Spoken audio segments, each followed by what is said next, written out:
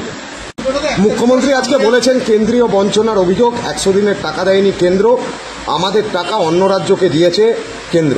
কি বলবেন মুখ্যমন্ত্রীর এই অভিযোগ প্রসঙ্গে? দেখুন, আমি এক কথাই বলেছি আগেও, আবার বলছি, গুজরাটের মতো জায়গায় যেখানে বিজেপি ক্ষমতায় আছে সেখানে 100 দিনের কাজে দুর্নীতির অভিযোগে বিজেপির বিধায়কের ছেলে গ্রেপ্তার হয়েছে।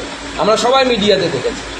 মুখ্যমন্ত্রী এফআইআর করুন, তার তো পঞ্চায়েত প্রধান যারা উনিই স্বীকার করেছেন যে কিছু দুর্নীতি হয়েছে, ওনার ভাইপো স্বীকার করেছে কিছু দুর্নীতি হয়েছে।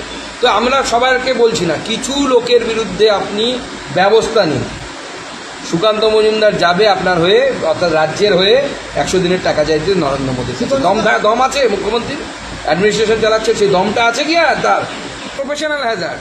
মুখ্যমন্ত্রীকে বলুন, প্রধানমন্ত্রীর বৈবাহিক জীবন নিয়ে যে কটূক্তি যিনি করেছেন, ওনার রুচি, ওনার শিক্ষা, ওনার পারিবারিক শিক্ষা এ দ্বারা প্রকাশিত হয়ে গেছে।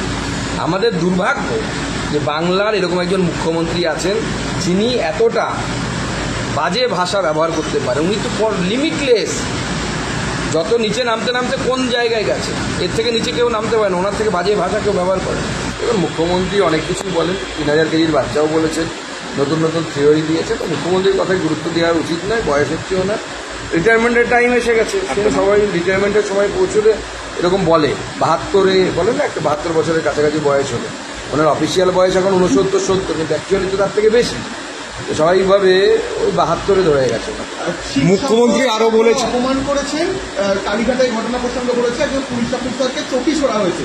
যদি আপনারা আমার বাড়িতে আসতে পারেন তাহলে আমিও যেতে পারি আপনাদের বাড়ি। এইটাকে লজ্জাজনক ঘটনা বলে আপনাকে কটাক্ষ করেছে। মুখ্যমন্ত্রীকে বলতে আমি চ্যালেঞ্জ করছি, কোন শিখ পুলিশ অফিসার ওখানে ছিল, উনি যদি প্রমাণ করতে পারেন তাহলে আমি মন্ত্রিত্ব থেকে দিয়ে দেবো, রেজিগনেশন দিয়ে দেবো। উনি মুখ্যমন্ত্রী থেকে দিতে পারবেন তো? কোনো পুলিশ অফিসার ওখানে ছিল না। সত্যবাদী যুধিষ্ঠিরের মেয়ে এখানে শাসন করছে, সেজন্য তো 51 কোটি টাকা পার্থ চট্টোপাধ্যায় এবং তার বান্ধবীর বাড়ি থেকে পাওয়া যায়।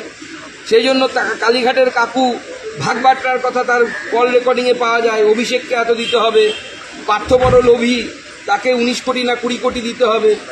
কি সৎ, আহা কি উচ্চ সৎ বংশ। অভিষেক বন্দ্যোপাধ্যায়